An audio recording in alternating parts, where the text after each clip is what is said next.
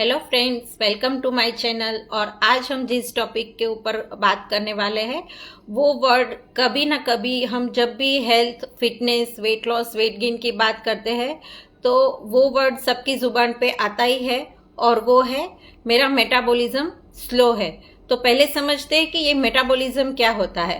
तो पूरे दिन में हम जो भी फिजिकल एक्टिविटी करते हैं, बोलना है, खाना है, चलना है, सीढ़ियाँ चढ़ना उतरना है, या तो फिर हमारे internal body, liver, kidney, intestine, heart, जो भी फंक्शनिंग चालू है उसको जो एनर्जी लगती है उसको मेटाबॉलिज्म बोलते हैं।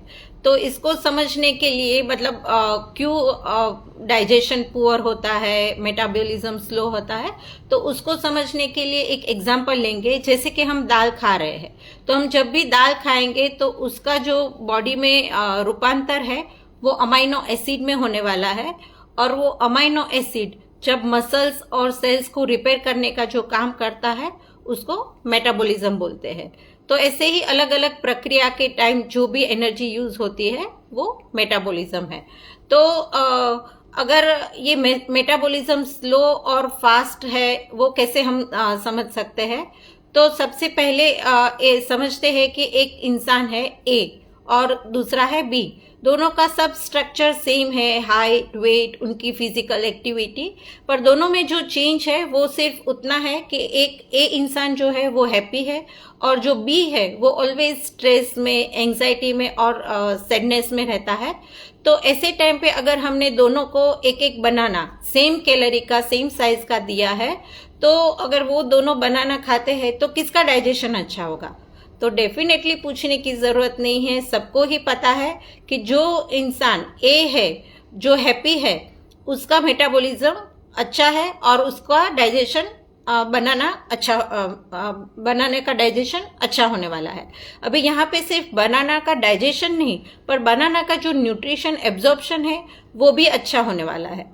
जबकि वो पर्सन बी है, उसका बनाना का न्यूट्रिशन एब्जॉर्प्शन तो छोड़ो, पर जो बॉडी में न्यूट्रिशन है वो भी ये स्ट्रेस, एंग्जाइटी की सिचुएशन में उसके लिए काम पे लगने वाला है। तो यहाँ पे न्यूट्रिशन लॉस होने वाला है। तो हमारा जो बॉडी है ना वो ग्रोथ और सर्वाइवल वो मोड पे काम करता है। तो इसे समझने के लिए एक एग्जांपल लेते हैं। जैसे कि पेंडेमिक आया था, तो पेंडेमिक में क्या था कि सबके बिजनेस ठप हो चुके थे, सबकी सिचुएशन खराब थी। तो ऐसी सिचुएशन में कोई बिजनेस एक्सपेंशन का सोचेगा कि मैं एक नई ब्रांच कर लूँ, दूसरे सिटी में कर लूँ, नई शॉप ले लूँ, शॉप ले लूँ, शोरूम खोलूँ, उसका इंटीरियर ऐसा करवाऊँ। नहीं, वो कैसे भी करके वो सिचुएशन में सरवाइव करने की पहले ट्राई करेगा।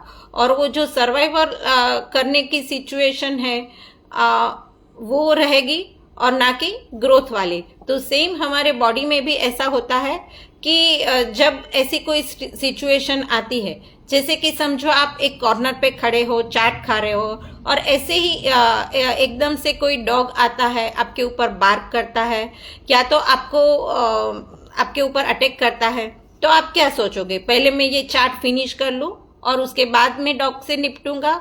नहीं, आप डेफिनेटली वो चाट जो है वो फेंक दोगे और या तो डॉग को रोकोगे या तो वहां से भागने की ट्राई करोगे।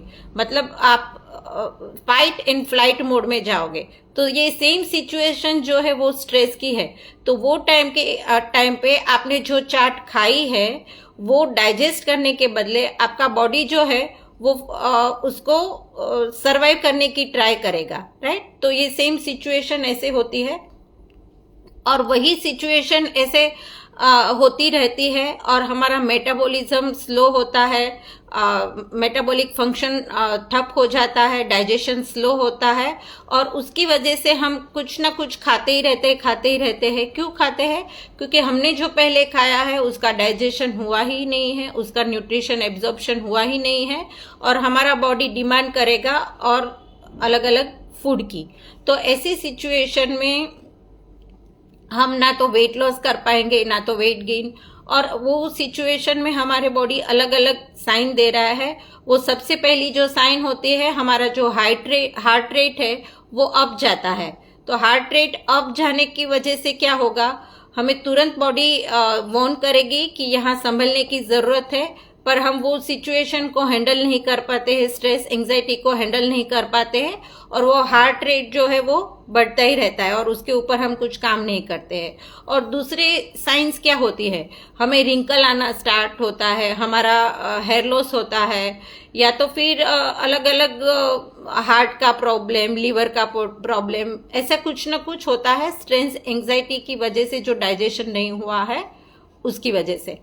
तो ये सेम सिचुएशन आती रहेगी, तो हमें समझना है कि हमारा मेटाबॉलिज्म जो स्लो होने की वजह है वो एज या तो फिजिकल एक्टिविटी कम होना नहीं है, पर हमारी जो थॉट प्रोसेस है वो है, हम क्या सोच रहे हैं, हमारे ब्रेन में कौन सी मेमोरी है, अच्छी है, सैड है, किस टाइप की मेमोरी के साथ हम जी रहे हैं, वो डिसाइड करने वाला है कि हमारा मेटाबॉलिज्म स्लो रहेगा कि अच्छा रहेगा।